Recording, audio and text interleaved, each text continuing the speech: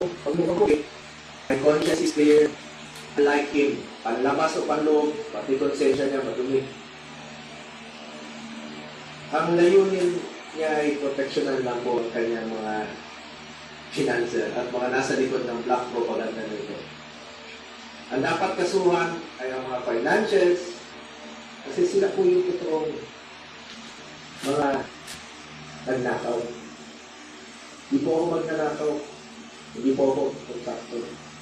Senador po ako na nagsiservisyo lang po sa ating mga kababayan Pilipino. Oh, yun. May delikadesa po ako.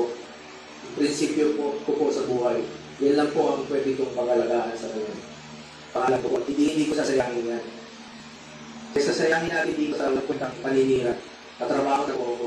Servisyo, pagkakasakit, at sipag po ang pwede ko ihalay sa ating mga kababayan Pilipino. Tingnan na lang po,